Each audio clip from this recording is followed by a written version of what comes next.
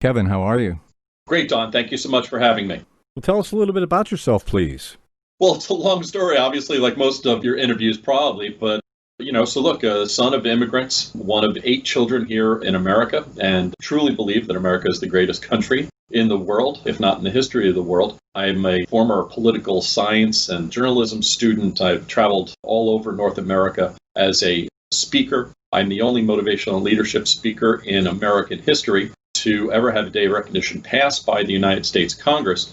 After 9/11, I had Congress pass January 2nd as National Motivation and Inspiration Day. So my commitment to motivating and inspiring and uplifting people has really been a long journey now for the past 20, 25 years. So that's a little bit of background. And this book is my 8th book. And it is sort of a little bit of a transition for me from personal professional development to more of a social commentary. So this is sort of a new space for me. So tell us about your book.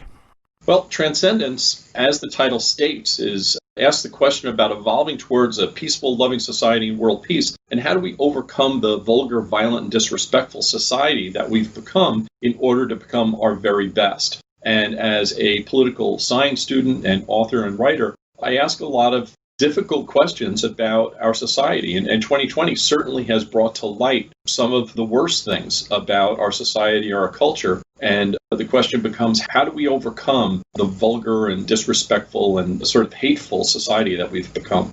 So who did you write your book for specifically? Who's your target audience? I think the target audience would really be those that are looking for answers, those that are also a bit disgusted with our current society and the behavior in the society. I think it would attract people that have a high level of emotional intelligence and that are willing to ask some legitimate questions and not be spoon-fed from the media as to what they should think, and aren't people that are just like cattle and just following everyone else and following what the news media and other people say, but literally willing to ask some very difficult questions about American society and what's leading us down the wrong path. So could you say there's any type of central message or perhaps underlying theme that you would say runs throughout your book? I think the theme would be that we're willing to look at ourselves first and have a sense of accountability, and then look at the contributing factors of our society: education, culture, music, politics. What are those things doing and contributing to the negativity, to the violence, the vulgarity, the disrespectfulness? How are those things contributing to where we've gotten? And then the obvious question becomes, how do we overcome them? How do we change our course of direction and move more towards a respectful, loving society and, as I quote, world peace? So if you had to choose, what would you say is the single most important idea you're sharing in your book that's really going to add value to the reader's life? I think the most important thing that I continue to ask of any human being, any American, is to be accountable first, to be accountable about your own actions and your own behaviors and the things that you say and do. And then the idea of the title itself, Transcendence. How do we raise above? How do we become our very best selves? I think that's the thing that I'd ask every reader to ask themselves. How do I become my very best? What is it in your background that drew you to writing? It's interesting. I think the classic Irish upbringing, it's about education. And being the youngest of 8 children, I have a couple of other family members that are writers, and education and being informed and intellectually stimulated has always been an important part of the culture of my family and the fiber of our family. So I think that's probably one of the contributing factors. But then, going to college and becoming a political science student and then a communication and journalism student, that idea of writing has always been a significant part of my life. So what's your fascination with self-help and personal development? Don, I think, once again, it's funny, our upbringing and our environment really contribute so much to who we become, and whether we overcome our past and our adversities or whether it drives us to become who we become as adults. I grew up in a family of 8 children and 5 boys, and the 4 older brothers were all professional athletes, all incredible human beings that I think drove me to this idea of what helps people achieve at a high level. So I was always surrounded by professional athletes and other people that excelled at a high level. So I think that fascination of how do we drive ourselves to become our very best selves has always been something that's inspired me. And I've asked other people, and I write about it, for other people to find what drives them to make them their very best. So in a very general sense, how do we do that? I think when I focus on this idea of National Motivation and Inspiration Day, which was just this week, January 2nd, I created an app called the Simple Goals app. It's about setting goals, and it's not about New Year's resolutions. And there's a lot of other people that just say it isn't about goal setting. It is. Anything that we achieve in the world, we first have to have a goal or an objective, whether that be professionally at an office. Companies set goals for us all the time. So why wouldn't we have our own goals? So I think it starts with goals and maybe a vision board, and then we allow the law of attraction to help impact our lives and help draw things into our lives. And if you're spiritual, then maybe it's God and God's help in bringing what we want into our lives.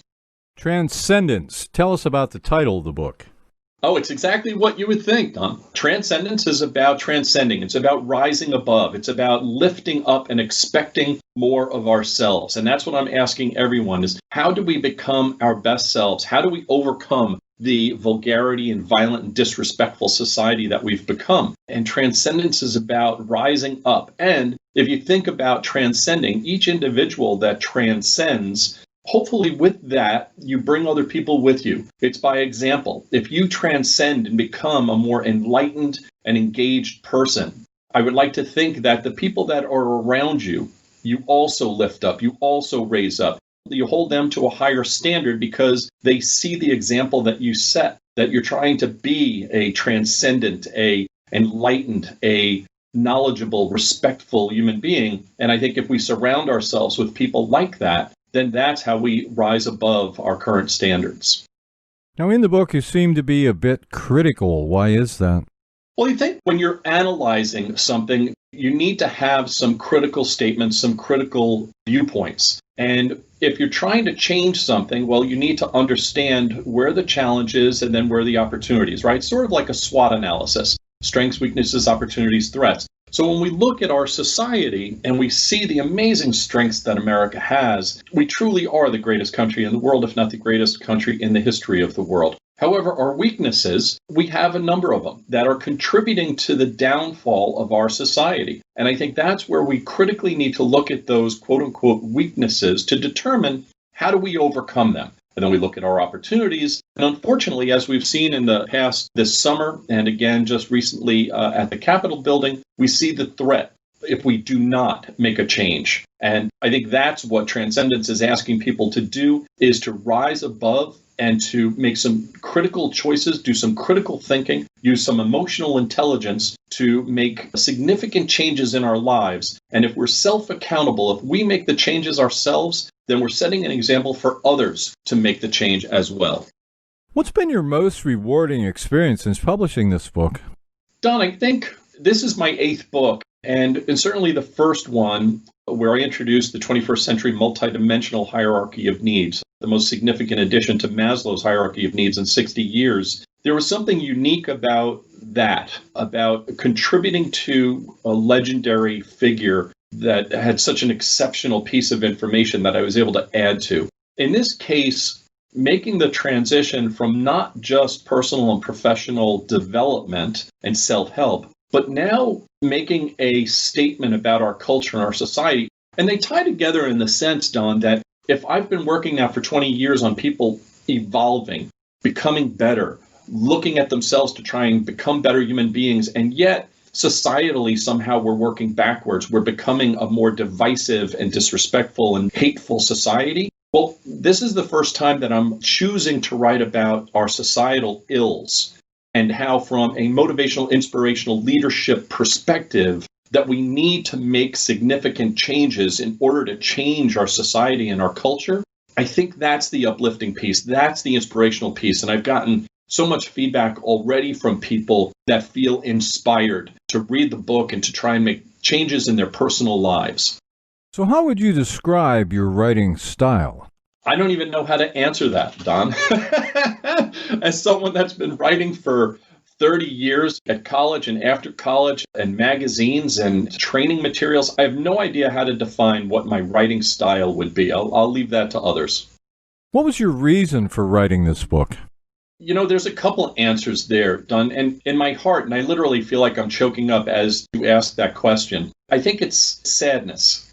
I think the thing that inspired me is I am so incredibly sad about the divisiveness in America, this amazing country that I love, and how hateful people have become, how hateful our so-called leaders are, the way they go at each other, and they're creating hatred, they're fueling the hatred. Our media is fueling the hatred. And we now can see that 50% of the country is hateful for one reason, then there's another 50% that are hateful for another reason. And the media loves it because they fuel off of it, they feed off of it. And unfortunately, we watch politicians that now think that their daily updates is their opportunity to have their own TV shows, which is also filled with hateful accusations pointed at other politicians.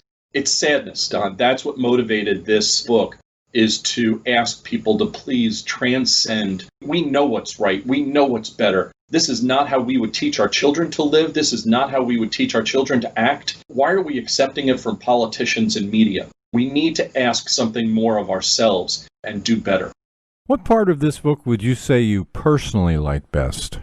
I think that's a difficult question. It's a short book. It's a quick read. And I think it's really the whole book. The book itself, I think, asks some really difficult questions of our society. Definitely some questionable items about our social activities, our music, the movies, the things that are bringing society down rather than uplifting them, and somehow they've become acceptable. Hollywood and media celebrate the vulgarity of the music and the degradation of women and the name-calling and the mistreatment of women, and yet that's okay. I think there's certain things in this book that I think people will scratch their head. They may disagree, but I think there's a lot of things in this book where people will look at the media, look at TV, look at what's on, and ask some serious questions about, is this really acceptable to us? So, in your opinion, who should buy your book?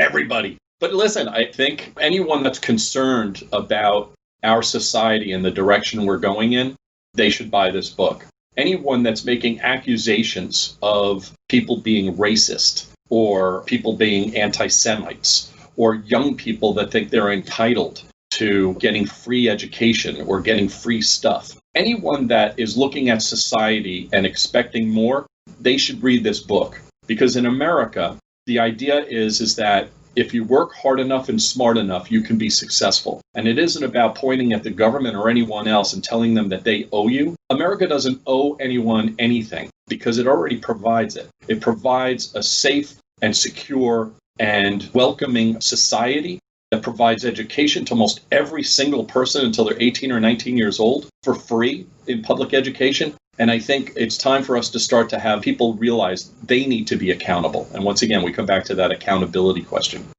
Do you have a website? Yes, it's kevinmccrudden.com. And could you spell your name for us, please? Sure. Kevin, Kevin, McCrudden, M, small c, capital C, Rudden. Well, this has been just great. Our guest today has been Kevin L. McCrudden, and he is the author of Transcendence, Evolving Toward a Peaceful, Loving Society and World Peace. Kevin, thanks very much for being with us today.